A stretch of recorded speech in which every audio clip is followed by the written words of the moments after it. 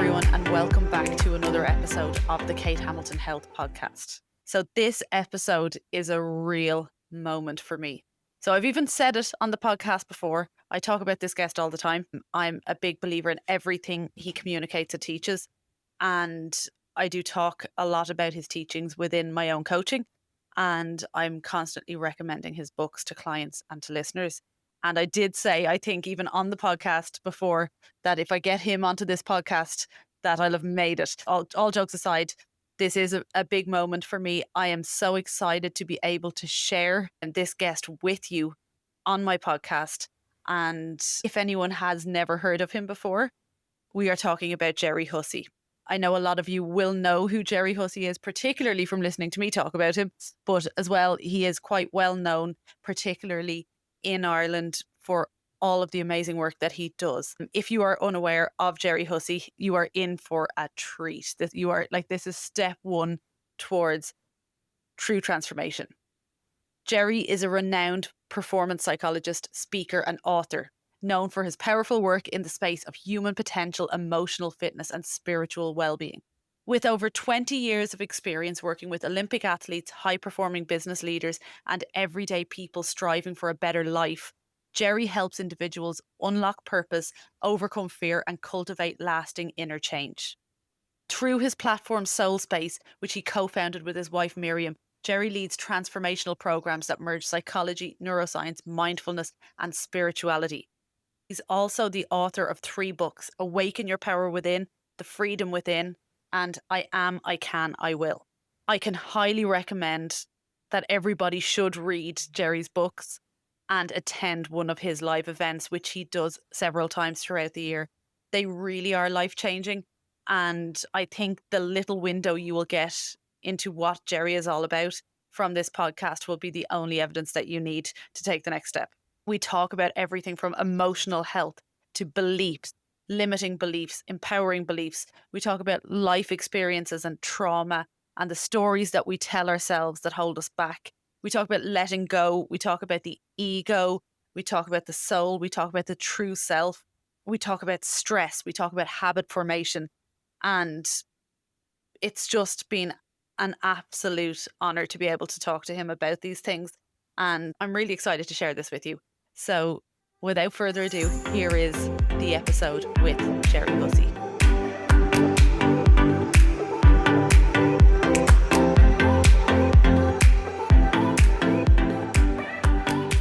Hi, Gerry. Welcome to the podcast. Hello. Thanks for having me. I'm really excited about this conversation. And I know anyone who's listening to me all the time, and as I was saying to you there before we went on, I talk a lot about you and what you talk about on my podcast. So I'm really, really excited to dive into everything that you do, really. But I suppose if anyone has been living under a rock, doesn't know who you are or what you do, how would you describe what it is that you do? It's hard to say. I think the word empowerment is what I do. I give people back a sense of empowerment, a sense of control, where people can begin to ask the deeper questions like, who am I? What do I stand for? And this one short, beautiful life, what is it I really want? And ultimately asking that hard question, who is it that's really stopping me? Who is really holding me back? And I think the world can be so full of adversity and unpredictability that if we give our energy and awareness to everything outside of ourselves, we feel disillusioned, we feel afraid, we feel disempowered. But when we take our energy back and place our attention and awareness on who we are and what we stand for, and the realization that we all get to control our response, now we have an ability in any given moment to be defined not by what happens to us, but how we choose to respond. So that is really the work I do. It's working with anybody from, world-class athletes to people who've just lost a child, to people that have been, given a serious, diagnosis, and somehow the world has fallen to pieces. They don't know where to go. And my job is to be with those people and create a space and environment in which they can begin to feel a spark of light, hope, ambition, and awaken this inner voice. There's something incredible in the human psyche that is incredibly resilient and incredibly powerful and incredibly strong. And my job, I suppose, is to ignite that inner light in people that might have lost their own. Is this something that we don't need to wait to the point of crisis for? That, is this something that we can do right now to prepare us for what life throws at us, if that makes sense? I think every single day life is unfolding, and I have an expression that every lifetime is a day, and every day is a lifetime. So I literally live my life one day at a time. Yes, you have to have financial plans, and you have to have plans for your children where they're going to school and all of that. But ultimately, the future is fiction. We don't really know what's going to happen in 5 to 10 years. So what we do know is that very often good habits in the present create the habits of the future. So if we focus more on things like our health, our happiness, eating the right food, spending time with the people we love, we know that in the future, a different person is going to appear. So one time ago, even when it came to our health, we thought that, our genes ultimately defined our health destiny. Now, through the incredible research for, over 30 years on things like epigenetics, we know that genes alone do not define your health destiny. It's the environment in which the gene exists. And what's the environment? It's your internal chemistry and biology. It's your blood. It's your nervous system. If we're living in a constant, always on stress mode, we're switching on the genes of stress, the genes of survival.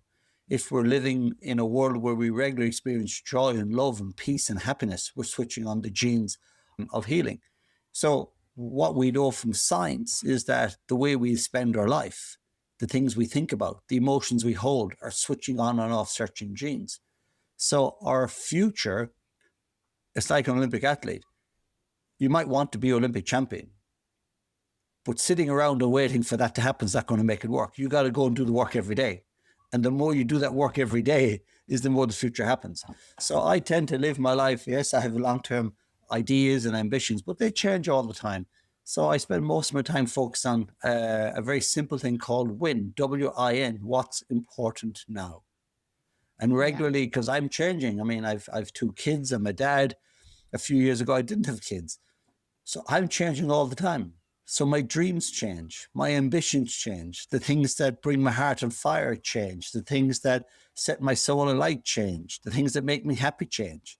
So that if I was still chasing the same dream that I had 5 or 10 years ago, it either means that I haven't changed, evolved, and grown as a human being, or it means my dreams are actually redundant. Yeah. So we are never the same person 2 days in a row. There's a beautiful expression that says, no man steps in the same stream twice, because when he steps in the second time, the man is different and the water is different. Yeah. So for me, it's not about waiting for anything, because this is life. Life is happening right now. It is extremely short. This is not a dress rehearsal. And this is actually the most important day of your life. It's the only day of your life. So, like, I suppose for a lot of people, I know when people like come to me and they want to get healthier, they want to lose weight. Quite often, when they come to me, they're like, "I just want to lose weight," and that they don't have any awareness, and myself included, in back in the day as well, of what they actually want in life, like what is actually important to them. And what I've discovered from my own health journey is that I discovered who I was, what I wanted.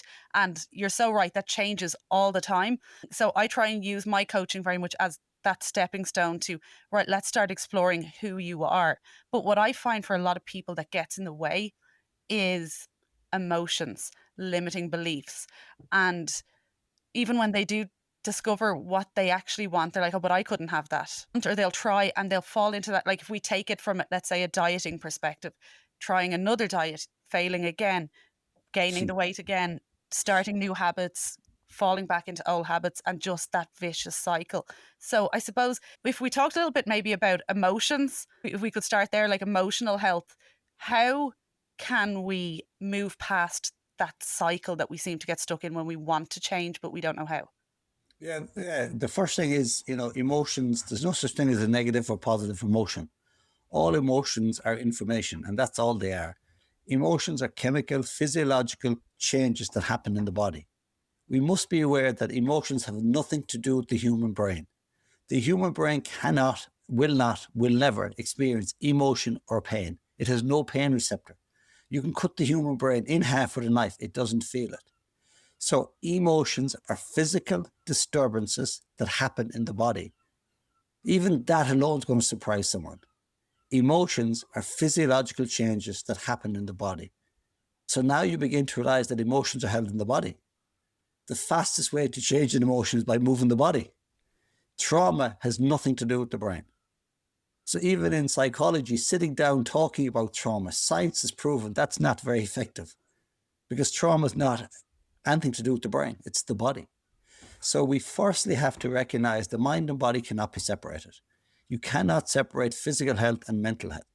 They're both the same thing. It's the same conversation. And people talk about the mind-body connection. It's not a connection. It's health. And we know that if we hold certain emotions like anger, shame, guilt, they undeniably and scientifically make changes in your hormone system, your endocrine system, and your immune system. Holding emotions, thinking negative thoughts creates changes in your major systems in the body, but also in your cells and your genes. So now we have to think of everything as thing. So what are emotions then? Emotions are triggers to show you that something is not well, that something needs to be addressed. So anger, where's that coming from? So one is, how do I deal with the emotion? And there's a thing called an emotional refractory phase.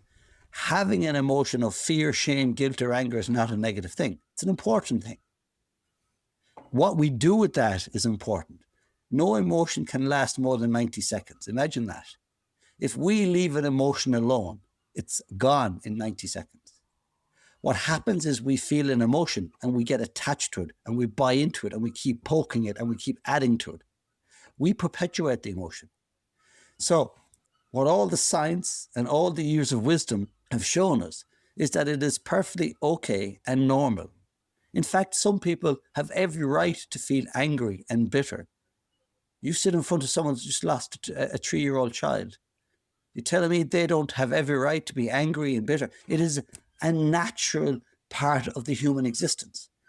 But what we've done is we've hijacked this thing called happy. And we have this deluded idea that people should be happy all the time. But happiness is just another temporary human emotion. So when we look at emotions, emotions are simply triggers that shows when something is right and something isn't right, when something is in balance and something is out of balance. Therefore, what we have to become good at is firstly feeling our emotion. Sometimes we feel tired, but we just push on. Drink coffee, push on. We feel sad, but we bottle it up. We're in a job that's destroying our soul and we just push on. We're in a relationship that is loveless and we just get on with it. So the first thing is we have to stop ignoring, suppressing emotions. The only dangerous emotion is a suppressed emotion. So now we have to become very good at identifying emotions, listening to them, allowing them, not trying to outrun them, out-train them, out-think them. Listen to them, sit into them, allow them to bubble up, and then ask, if the emotion is the symptom, what's the root cause? Where's this really coming from? Nobody can make you feel an emotion that you're not already holding. So many people say, oh, well, Kate made me angry. That's wrong. That's a victim statement. That's saying that Kate has the ability to control my emotions, which she doesn't. The statement should be, Kate said something that triggered my anger. Now you begin to see the things we're triggered by as something we're holding. So now sometimes the place of your greatest emotional distress is the roadmap to the potential of your greatest healing. So now you begin to ask, why did I get so angry when Kate said that? Why do I take negative feedback so harsh? Why do I need to be loved all the time? Why?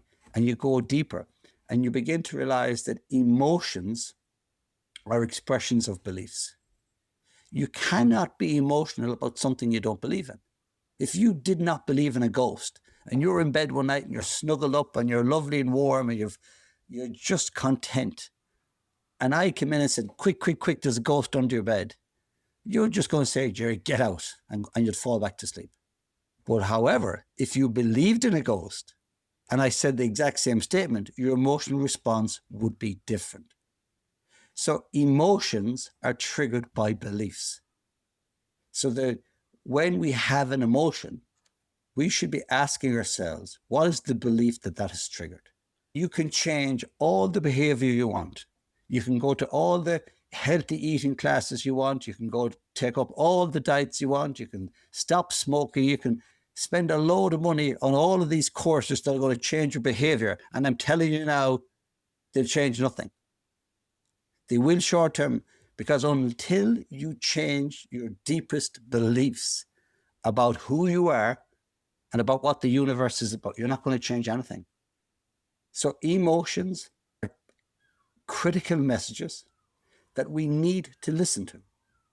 We need to quickly get to the root cause of the emotion, and then we must understand that every single one of us has the power to change that emotion as quickly as we possibly can. So having an emotion is not a choice. Staying in emotion is a choice. And that's often what people don't want to hear.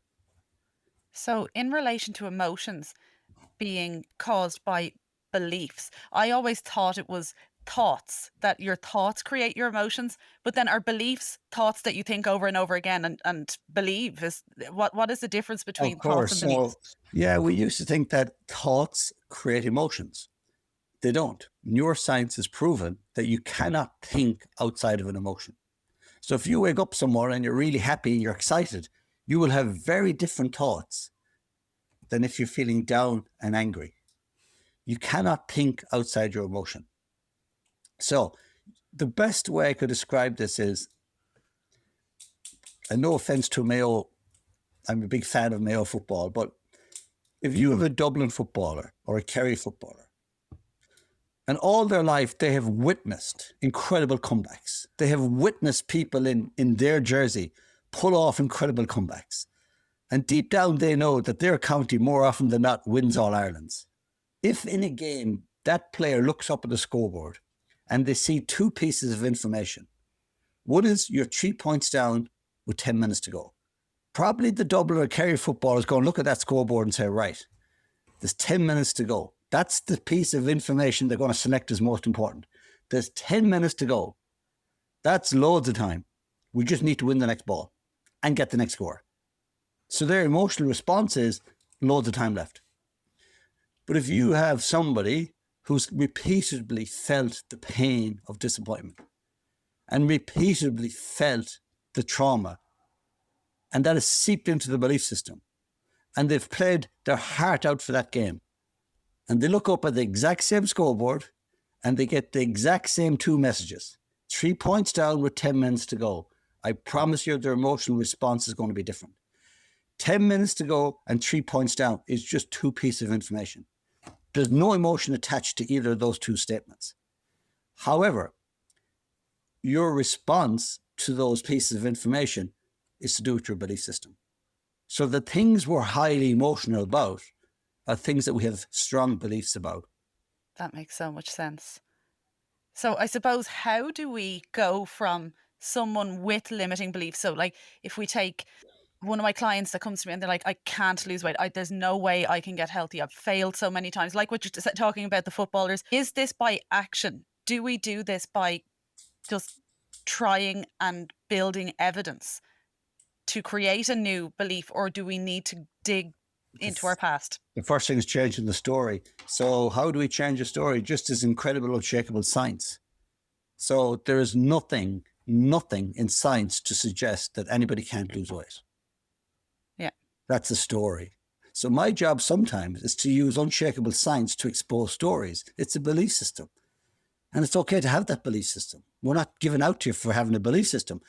But where does it hold up? So the first thing we have to do is fact check this. I recently had a person that said, it really challenged me about weight loss. Not everybody can lose weight. And I said, are you talking about not everybody, or are you talking about you? Well, I'm talking about me. I said, right, I'm going to give you a challenge. You come and live with me for 30 days. You eat what I eat for 30 days. You do what I do for 30 days, and you train the way I train for 30 days. And I will put a sizable bet on with you that you will have lost weight at the end. They would take up the offer, because it comes down to a belief story. And if the belief is, I can't lose weight, I'm not good enough, I'm not clever enough, then the ego, and the ego is not a bad thing, the ego is just trying to protect you. And the way the ego protects you is by building an identity that's fictional, but at least it becomes repeatable. It becomes predictable. It becomes understandable. And as long as you fulfill the expectations of the ego, you feel safe. And then it rewards you with dopamine. So you feel safe. It's like when we eat junk food. When we're stressed or when we're anxious or bored, we tend to eat. And that food gives us a short-term hit of dopamine and then gives us pain. So the ego is constantly, whether it's through alcohol, through food, through gambling, through social media, through work, the ego is constantly trying to keep you trapped within the same behaviors and the same beliefs, even though it knows ultimately it's destructive, but at least you're predictable. So we all at some point form a story in our life. And then that story, we tell it so many times that we actually begin to think it's true. But we know that there is nothing static in the human being. Not one cell, not one gene. There's nothing static. We are changing all the time. And we have to have a story that we are an ever-changing being, that we are capable of incredible change, that we are open and willing to let go of our past, that we can create a future totally unrecognizable to our past. As long as you're holding a belief that I can't change, nothing will change. The greatest habit we must break is the habit of being ourselves. But the question then, Kate, comes down to why do people find it so hard to change? It's because of this. Think of someone who's at sea on a ship and they fall overboard and it's the middle of the night and the ship can't find them. And eventually they find themselves in the middle of an ocean and they're going to go under. And at that moment, they think everything's lost.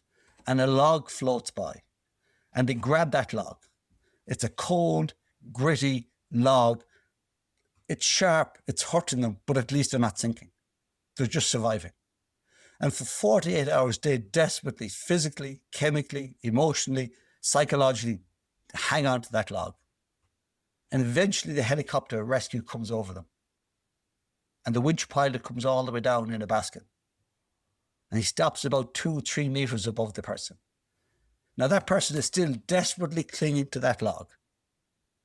And then the winch pilot says, I need you to reach up and let go and grab my hand. And most people try to do it, but they can't get their hands off the log. And eventually the winch pilot says, you need to trust me. You need to let go of that log.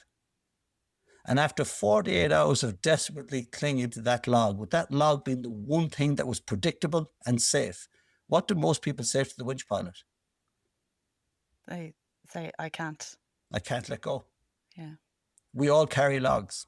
Our pain, our trauma, our past, our beliefs, and ultimately we can't let that go because it is the only thing that is safe and predictable. And the terrifying thing for the ego is, if I let you dismantle that belief, I've no idea who you're going to become. So therefore, I have no way of protecting you. That is why we find change so hard, because we get trapped in the safe and the predictable. And our future becomes a printout of our past. The most challenging thing with the work I do is to sit in front of people who have every reason to hang on to that log. But ultimately, that log is weighing them down. And it's full of shame and guilt and anger and a story that I'm not enough and I'm not good enough and I can't. And the only question I can ask them is, how long more are you willing to let that log hole pull you down? It's risk. We got to take risk. We got to be willing to dare to become somebody unrecognizable. And the good news is we can do this very quickly. When I do some events, we get people moving, chanting, screaming. We're changing their chemistry, we're changing their biology, we're changing their frequency, we're opening their heart. They're feeling emotions they've never felt before. They're feeling things they haven't felt in 10 years. People said, I don't dance. Suddenly they're dancing. I don't box. They're boxing. They're chanting. They're singing. They're smiling. People that haven't smiled for 20 years. I give them the opportunity, even if it's for 5 minutes, to become a different person. And if you can become a different person, chemically, biologically, and from a frequency point of view, even for 5 minutes, you've proven to yourself you can become a different person. So it's letting the old go, but it's understanding how difficult it is to let go of our subconscious beliefs. Because in a world of uncertainty and unpredictability, when you're at sea, you'll grab onto any old log. And the day someone looks you in the face and says, let go of the log, is probably the most terrifying place. For someone to look you in the eyes who cares about you and loves you enough to say, most of the beliefs you've been holding and living from are fiction. And actually, the only person holding you back right now is you. That's a tough thing to say to people. It's a tough thing to hear. But I've been gifted to work with coaches who loved me enough to look me in the eyes and say, Gerry, let go of that story. Let go of that emotion. Let go of your past. And ultimately, if we are more connected to our past than we are the future, then our energy, our awareness, and attention is just dedicated to repeating the past. On the morning that you wake up and you make a decision that I am no longer interested in or connected to my past, I am now so inspired by a vision of the future that all of my thoughts and all of my emotions and my chemistry, my cells, my genes are now so connected to the future that the past disappears. We have to become disconnected and uninterested in our own past and our own trauma. An easy thing to say, not an easy thing to do, but I promise you, it is absolutely possible. This is where it really comes down to, isn't it? Just creating the space and finding time to draw out or write out or imagine, or whatever way it works for you creatively. What do you want?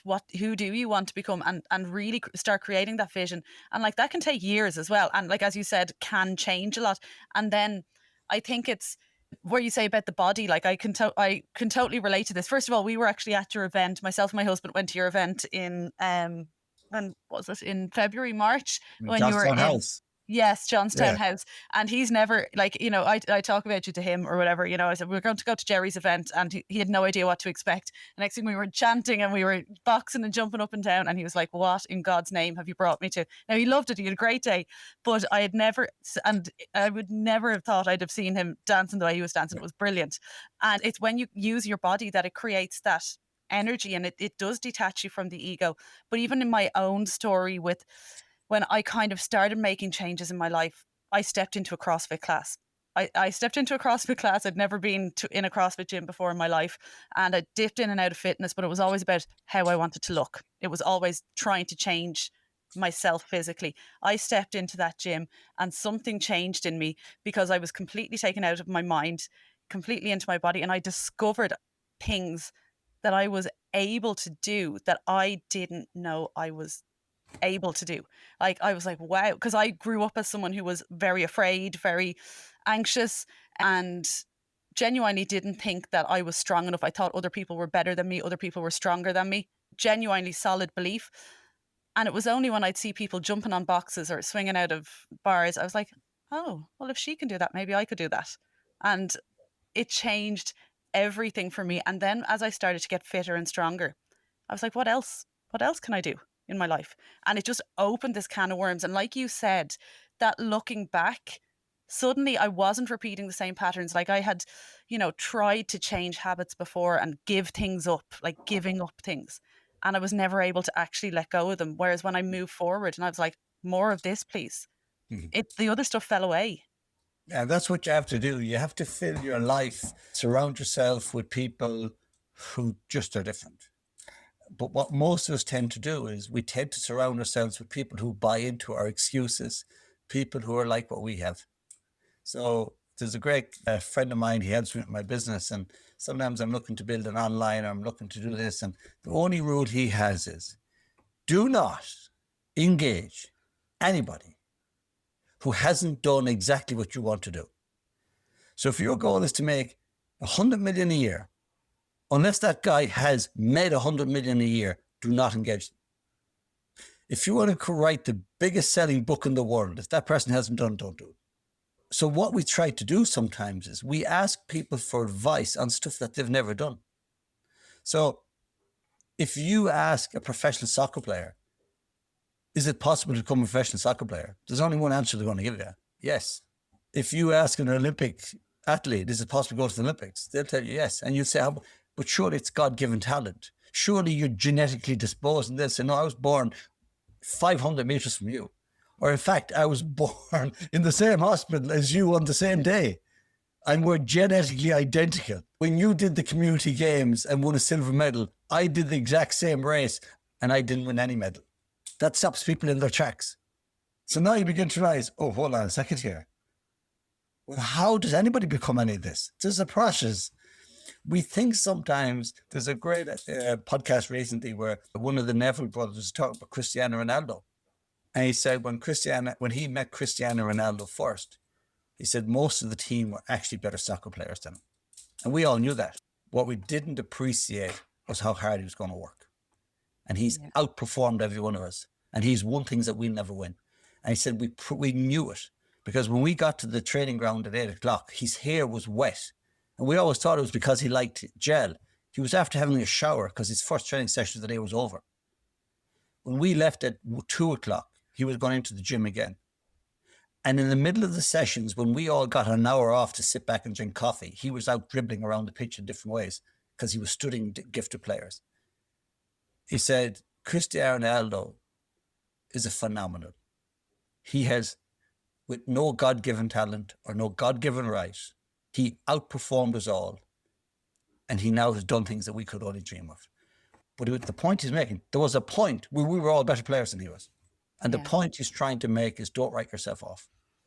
Some of these incredibly gifted, successful people have just figured out a process. They're not different to you. They're not without their trauma. They don't necessarily come from different places or different backgrounds. They just have developed a different mindset, and B, they figured out a process. So we've got to stop surrounding ourselves with people who haven't done what we want to do. Because otherwise, we're asking them for an opinion. And of course, their opinion is going to be your opinion. If they look like you and speak like you and work in the same type of job as you, then they're going to give you the same opinion. So the challenge is to dare to put ourselves in a circle of people who will probably tell you what you don't really want to hear.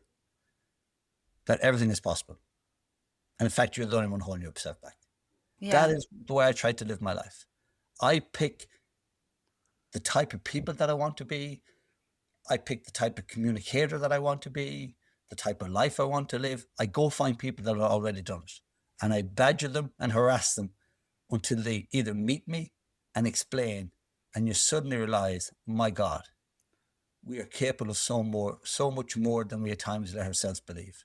Yeah, that can be tricky sometimes, can't it, around like family or people that we're not just like cutting off ties left, right and center with our family members necessarily, or, you know, long-term friends. But like, I would be very, very picky about who I would talk to about my goals and my dreams and, you know, things that I intend to do. And because one thing I've learned from making a career change from a teacher to building my own business, and everyone thought I was having a mental breakdown. I think, you know, to be honest, my parents thought I was having an early midlife crisis, was very much that the support you're looking for from people you don't get until you don't need it anymore. Exactly. You have to and bet on most people are yourself. going to tell you you're wrong. And most people are going to tell you you're crazy. That's okay, because most people can only give you an opinion based on what they see, the eyes of the world they see. So most people don't know you're right. They don't really know your potential. They only know their own potential. They only know their own dreams. And most people, if they don't want what you want, then they think you pursuing it is crazy because they can't experience how happy it makes you. So if somebody really wants to be a dancer, somebody who's no interest in dancing can't figure out why they sacrificed their dreams just to be a dancer or a singer. So no two people are the same. And the question we have to ask ourselves is, what is my life about? What am I here to do? And in this one short, beautiful life, if I truly loved myself and I wasn't afraid to fail, what would I dare pursue? Who would I dare become? And stop looking left or right and stop blaming your past and, well, I am because of he or her. No, you take control.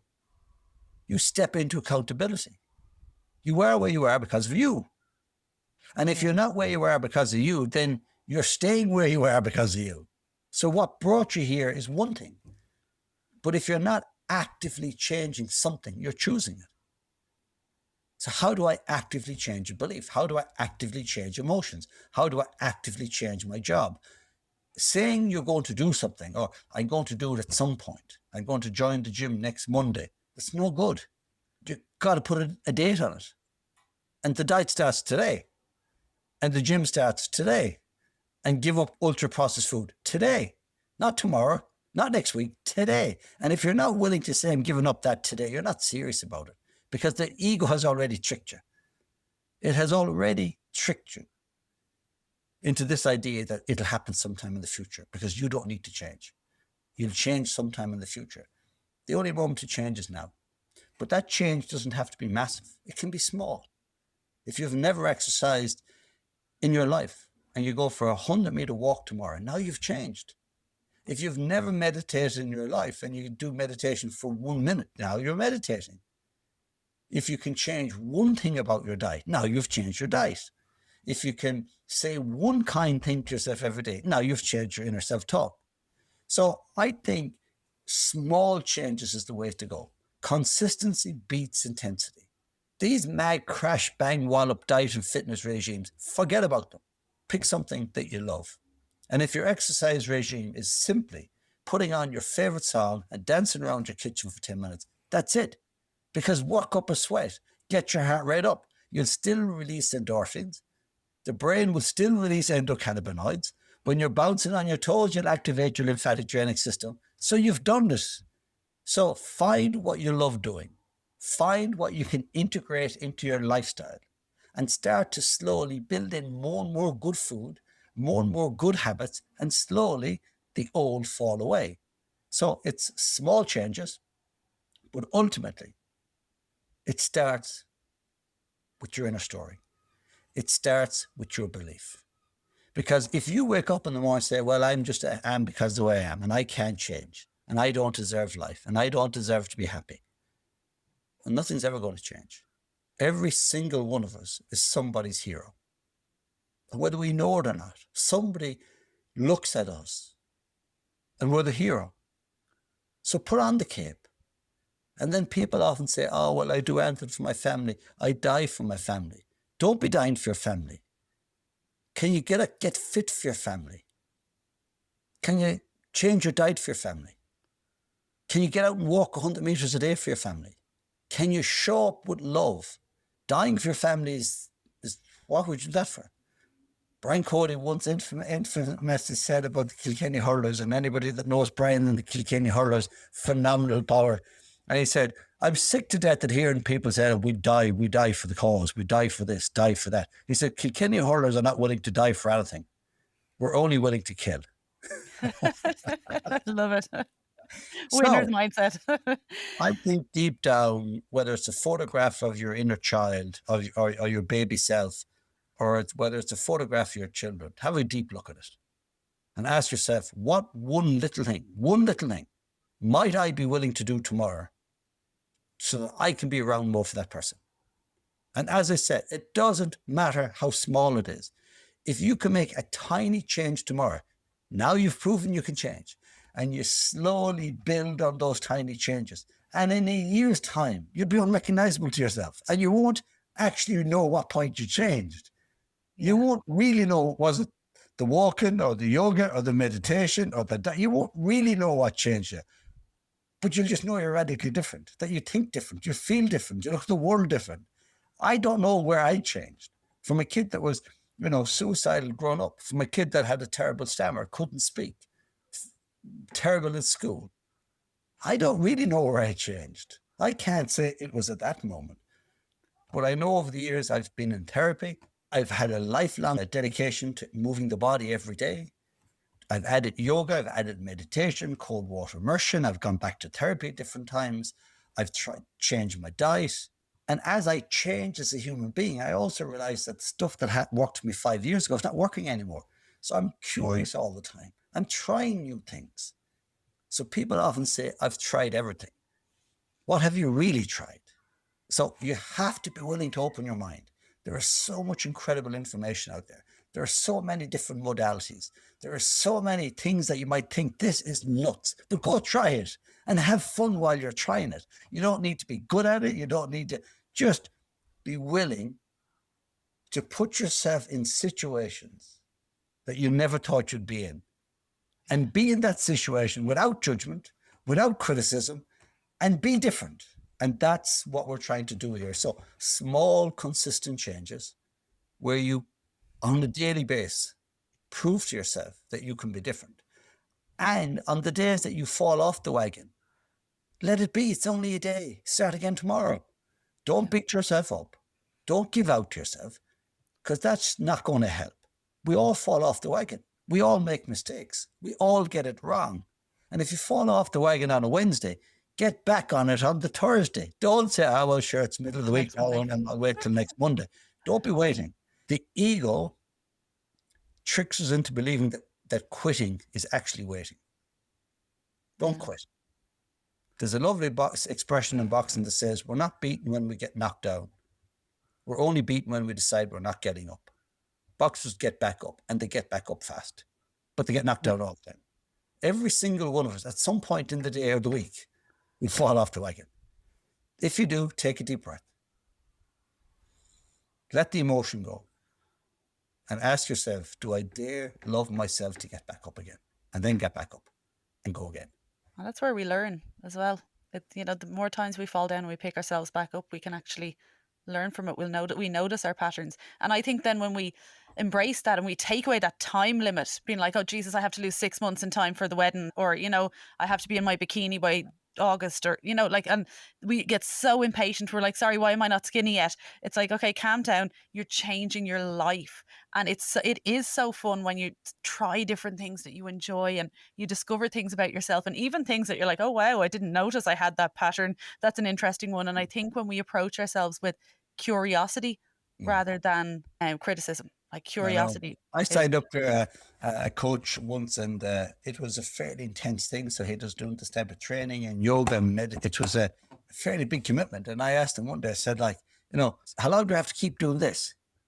And he said, as soon as you're happy to going back to being miserable, you can stop. Otherwise, it's lifelong. People have to accept that. To be actively happy and full of life, and it's every day. It's every day. You don't just get fit and then just stop. It's every day. So that's why it has to be small things. It has to be stuff you enjoy. This crash, bang, wallop stuff, forget about it. It's nonsense. I just wanted to interrupt the podcast for a moment to talk to you a little bit about Kate Hamilton Health online coaching. So we have 2 coaching options available. We have our elite coaching, and we have our group coaching service. Our elite coaching service is bespoke, individualized coaching, which will help you to finally break free from diet culture with one-to-one, anytime support from your coach, and with access to a safe, supportive community. This is a higher ticket coaching option, and the coaching is by application only. If you go to my website, katehamiltonhealth.com, you will be able to apply for elite coaching through there, and we will be in touch to organize a call and to get you up and running. In relation to our group coaching starts on the first Monday of every month. When it's full each month, we do close the doors. With the group coaching is about building the habits, body, and energy of the healthiest version of yourself, and finally make it stick. We include personalized calories and portions, food lists, recipes, meal plan ideas, step goals, home or gym-based workouts, depending on what you want, and change every 8 weeks. Mindset work, app access. So that's the Kate Hamilton Health app, which will be your hub for everything. Weekly yoga classes, WhatsApp group community, weekly group Q&A with myself, fun challenges, daily habits form, weekly self-check-in, fortnightly check-ins with your coach, a library full of lifestyle guides, a library full of lessons, seminars, and all of this is updated regularly. We have weekly group Zoom calls with myself and the team, and regular guest seminars where we get experts on to talk more to you about different topics that we need experts on for. And then we have in-person events twice a year that you will get at a major discount as being a member of the Kate Hamilton Health community. So then, as I said, this starts the first Monday of every month. If you go to my website, katehamiltonhealth.com, you will see when the next group coaching intake is starting for you.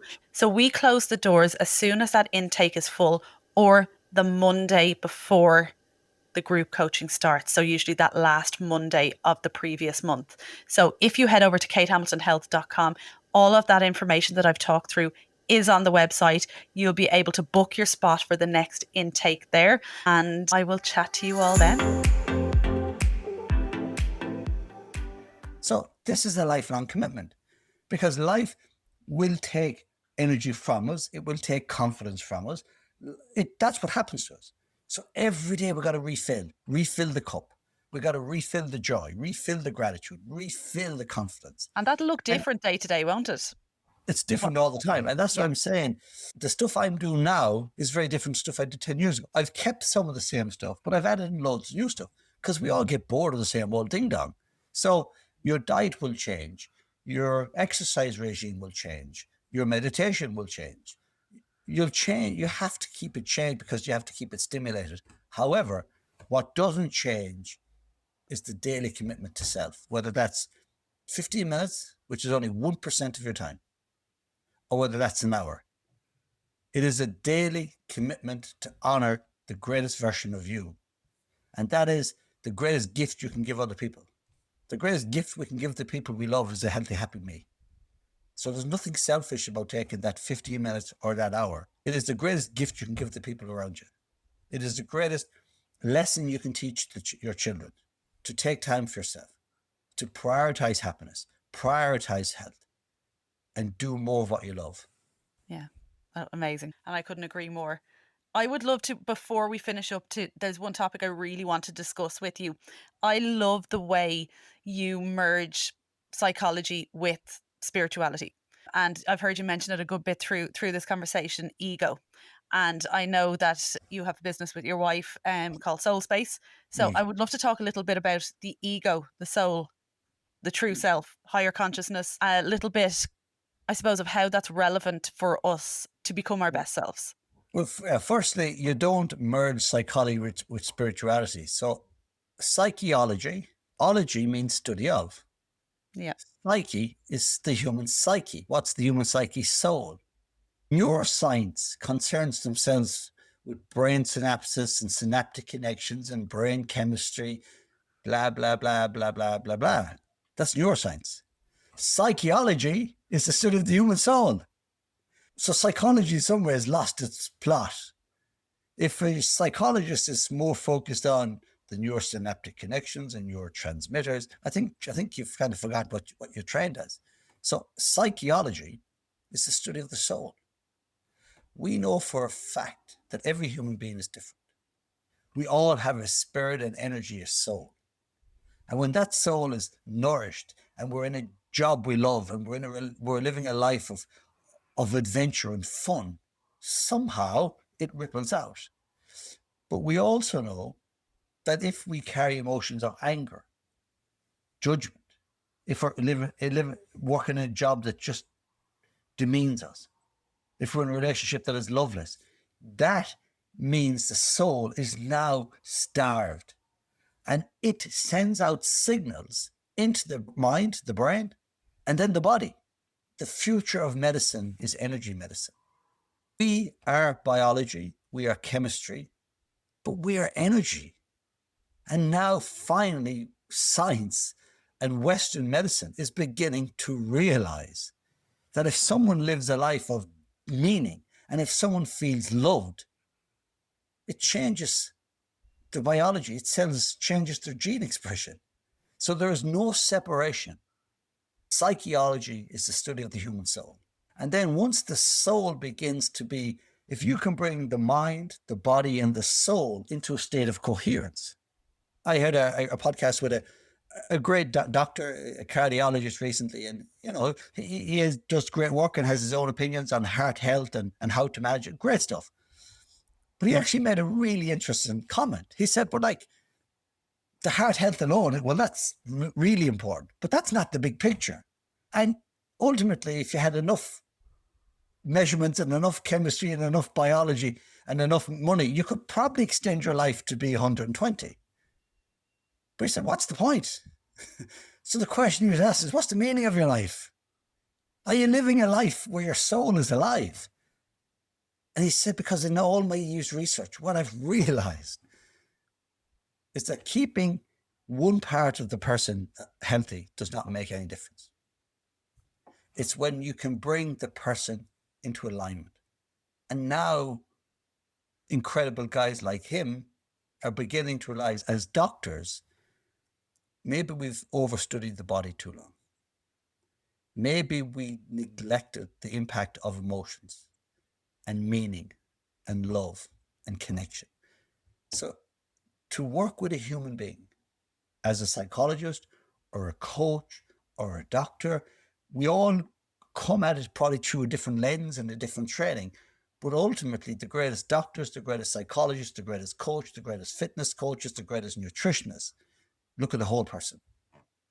And they don't look at the food they're eating. They're asking why they're eating that food. Because the body doesn't crave junk food. Boredom, anger, frustration craves food.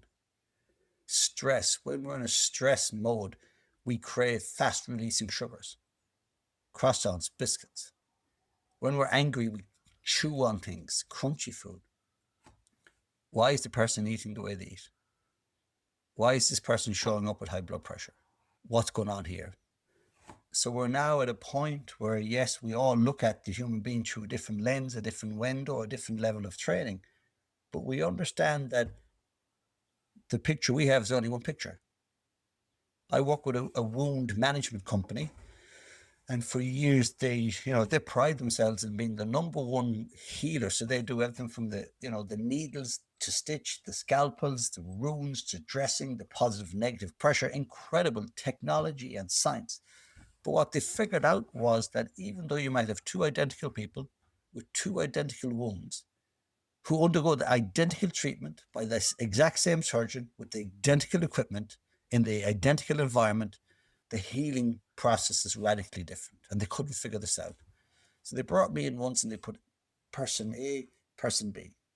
Identical people, identical wounds, identical situations, identical treatments, totally different outcomes. And they asked me, is there any reason why that might be different? So I looked at the person who didn't recover, and the only question I asked was, given the life-changing severity of their wound, did they believe they could heal? Did they want to heal? Had they something to heal for? And the people in the room said, when everyone asked, we can't neglect the soul. The health of your soul and your spirituality is directly connected to and impacting the health of every other aspect. So that wound management company have now a beautiful new tagline, and it says, we heal the whole of the person, not the hole in the person. For That's too brilliant. long, Western medicine looked at the hole in the person. But when I hear incredible doctors and cardiologists now saying, yes, we have an amazing tool and we have incredible medicine. And we can, you have a lung expert and a heart expert and a spleen expert and a kidney expert, and they're all geniuses, experts. But is there anybody sitting back putting the whole picture together? Is there anybody looking deep into the eyes of the person and asking the deeper questions about stress, about meaning, about love? Is anybody asking the person, what's your relationship with yourself like?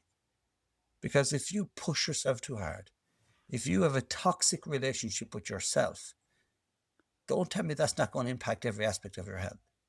So to go behind the eyes are the window of the soul, and to see and figure out what's happening in the soul of the person often gives you at least an indication into why something else is happening somewhere else. Yeah. And it's really interesting as well. At the minute, I'm reading the book, A New Earth. Mm. by Eckhart Tolle. I've read The Power of Now as well, but I just find myself becoming much more the observer, like that belief system where we think we are our ego, all these beliefs that we've built up. And I am a teacher, I am a farmer, I am a mother, I am a whatever. We always kind of label ourselves, and I am a failure, I am unfit, I'm whatever. But they're all the thoughts, they're the ego. And like this whole concept kind of blew my mind, and I was like, okay, well then who am I if I'm not? And that's where meditation comes in, and that space. And for me, like, meditation could quite often be just a walk by myself down by the sea, Mm. but it's creating that space where it's like you can notice the thoughts. You don't have to criticize them, but you notice them. But Mm. you're the you that's aware of the thoughts. Like Of it's mad. course. I mean, I remember, the first time I heard the question, if you are listening to your thoughts, then who's listening? So we know that awareness is not in the brain.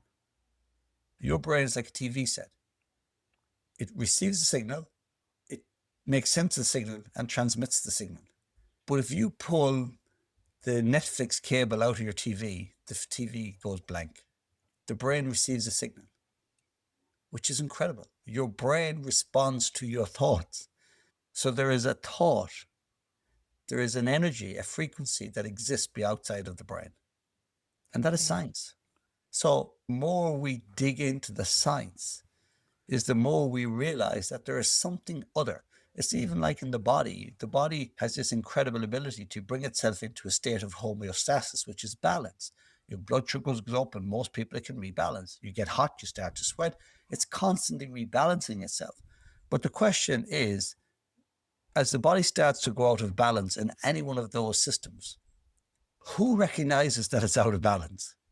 The Yeah. body can't regulate itself. Genes and proteins, which is what we are, you can put a protein on the table, it can do nothing by itself. And yet we all begin as stem cells. We begin as proteins. And then those proteins somehow have the ability to mobilize. Then they can mobilize into brain cells, gene cells, kidney cells. And not only can they become those things, but then they know what that thing should do. So they're downloading from a program. Nobody's telling you how to create a brain. Nobody tells the fetus how to put a nervous system together or how to build an immune system. And the most amazing thing is when you build your immune system in your gut, thousands of years of wisdom has been passed down into that gut. We're downloading from a program. Nobody can answer how those cells, A, start to mobilize, and what's the plan that they're building a body from. How do they know that? And if you look at the millions of highly specialized things that have to happen to create a baby in the womb, how does it do it?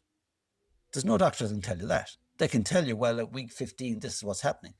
But when our kids were born, and we had two different amazing consultants, and I used to say, but how? I don't know. I don't know.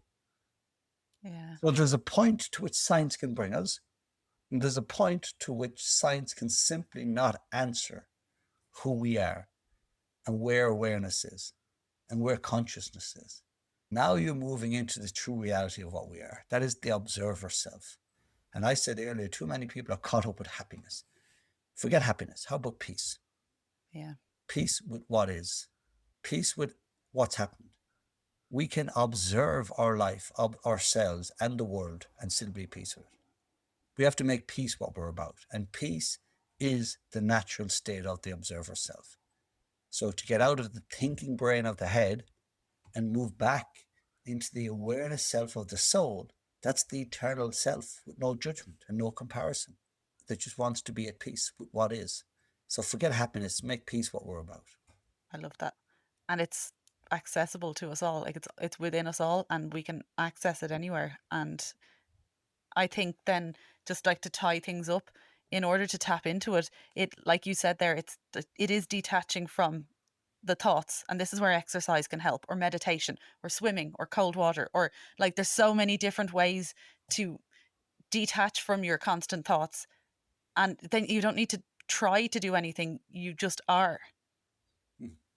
Exactly. Once you realize most of your thoughts are fake, most of the time we spend thinking about things that might never happen. Then you begin to realize, why am I buying into them? Yeah. You know, you hear a noise and say, oh, there's a car outside.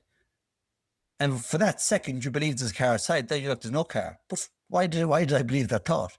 So we make rash judgments in our head all the time that most of them don't even prove to be false. Yeah. So just wake up to the fact that not all your thoughts are real. They're just fiction. Just So the because you cloud, think something doesn't mean you have to believe it. exactly. Yeah. So listen, it's been a pleasure being on with you. Thank you so much, Gerry. I My really pleasure. enjoyed this. If anyone, obviously, if there's anyone here who hasn't heard of you or hasn't checked you out yet, where would be the best place to get you, and the books as well? My Instagram page. I've 3 books: Awaken the Power Within, The Freedom Within, and the new one is I Am a Can of Will, which all is around transforming that inner voice. I have a big event coming up in Cork on the 21st of September. It's a big day called Empowered, and it's a full day where you won't just be taught how to think different. I promise you, you will feel different. It is a day of fun, excitement. It's a whole new event called Empowered. It's in Cork, in the Vienna Woods Hotel on the 21st of September. And even if you're a massive skeptic, I would say come. And if you don't love it, I'll give you your money back. And it's not about me. It's not my work. I know the science. I've known it inside out. I know it works. It has transformed my life. And I've been the one person for years saying, this can't work. This isn't me. When I got out of my own bloody way and I was willing to courageously put myself in front of people and things that terrified me, that was the moment I started to change. So even if you're a skeptic, I'll challenge you. Come and experience and go away and tell me you didn't experience what you experienced. So whether you're an advocate of this work or a skeptic, the only way to prove yourself right or wrong is to put yourself in the middle of it. And I've had lots of journalists actually who came as skeptics, particularly to the big events. And their job was to come in and then write an article saying the whole thing's pocus. And they've all wrote articles. The last one was a great journalist in national media said, I came as an absolute skeptic. Actually, I came angry. And I left knowing that I'm not sure what I believe anymore, but I know what I felt in there. I know I felt different. I know I left different. And now I'm looking at my life in a whole new way. And that's what I love, because it's easy to be skeptical of this work. But when you know the science behind it and you're willing to actually put yourself and you're willing to dare risk change, it's amazing what happens. Until you're willing to take that risk, nothing's going to change. So that's my challenge to people. You know, it's easy to listen to something like this and say, well, it's easy for Gerry. It hasn't been easy for me. It's not easy for Kate. We have to turn up every day and do the work. We have the same fears. We have the same doubts. I have young children. I run my own business. I live in the real world. But I know this works. So I'm not in la la land. This is highly scientific. I'm a real person with real challenges in my life, and I know this work really works. So, and I think anyone who has read your books will know, they know your story, they know you've lived this. And if you haven't, make sure, like I recommend it to all my clients, like go read Gerry's books. It is literally going to point you in the right direction to find your own way. And that event, are the tickets on sale yet? Tickets are on sale. You can go to my website, gerryhussey.ie, or go on my Instagram page, and there's a link tree there. You can find them. It's called Empowered, 21st of September in Cork. It'll be a really great day, I hope. Amazing. I'm going to go. I'm definitely going to go. So anyone listening, I'll be there. Make that your first time to step out and to maybe surround yourself with people that are on a similar wavelength. Exactly. And like, people should know, like your husband, people come to my event and they're skeptical and they've never been to something like this. So you won't be on your own, I promise you. It's not like you're coming into a room of people that are all brainwashed or something. You're actually coming into a room of doctors, farmers, mechanics, electricians, yoga teachers, everybody. And half of them are there because they want to be there, and half of them there because they're either curious or they've been dragged there. And that's what I love. That's what I love. I'll give you a laugh about your event that we went to. So I heard about your event through Rebecca Holland. I'm friends with Rebecca. Oh, very good. And so she was like, come to Gerry's event. And I looked at it and I was like, oh no, it's Dave's birthday. My husband, Dave, it was on his birthday. The 6th of April it was. So that's when we were there. I was like, oh, I really want to go. I was like, oh, do you know what? I'll bring him and I'll give it to him as a birthday present. The worst present ever, he thought. He had a great day, and I bought him lunch afterwards as well, so he was happy out. Yeah. Yeah. And I think, you know what, come with an open heart, come with an open mind, and just present yourself in an open way. And I promise you, whether it's my event or any event, it doesn't matter if it's not my event. It could be a different event. Open your mind, Yeah. open your heart, be ready for change, and away you go. Great stuff. Thank you so much. Thank you so much. That's My been so pleasure. great. Thank you.